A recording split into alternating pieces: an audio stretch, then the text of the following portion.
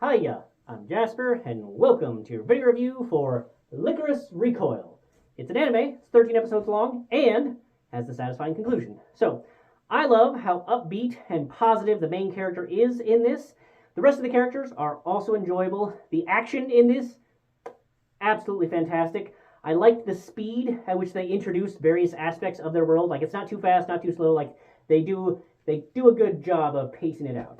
And I absolutely love the abilities of the main character and how she is animated, how the action in general is animated, and just it's got a lot of richness to basically every scene.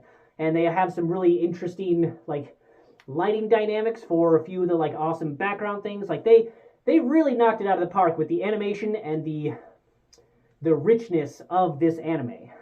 And also, so as you might guess by the word recoil, the show has a lot of gunfire in it, and I appreciate that the characters actually reload in this, which is a thing that most TV shows and movies, both American and animation, seem to forget. These characters reload all the fucking time. Almost too much, I think, a couple times. Like, I'm like, did you only have 5 shots? Like, but I very much appreciate that they did a really good job of, like, they animate the gun, the recoil, the bullet, or the casing coming out, and then them having to reload and all that jazz. Like, they nail it. I feel like whoever the armorer was, or the reference person for armor, like, really told them, like, wanted them to get it right. And I will say that there is a, like, PG-13, depending on your definition, of fan service in this, where there's jokes about, like, the panties of one character and that sort of thing, but you never actually get to see the panties of said character, even though, and they also could have thrown in more fan service, like in a locker room scene, but they don't. So that can be both good and bad, because people who like fan service, I don't feel like there's quite enough of it. People who don't like fan service, I think there's too much of it.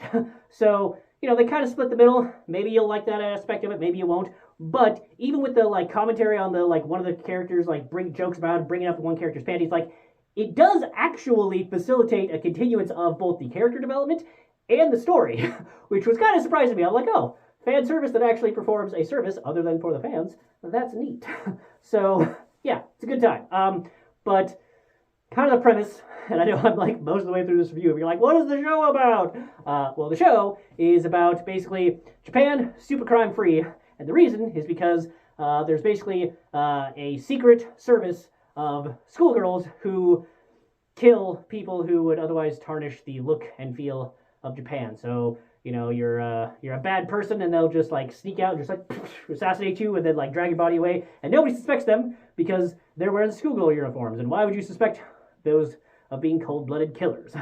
So, and then we follow one of the characters and their storyline, and I'm not gonna say much more because I feel like that sets up the premise, and you can enjoy the exploration of their world from there, and you can debate the moral, the morality of what they are doing and whether it is or isn't, because it's a fun question.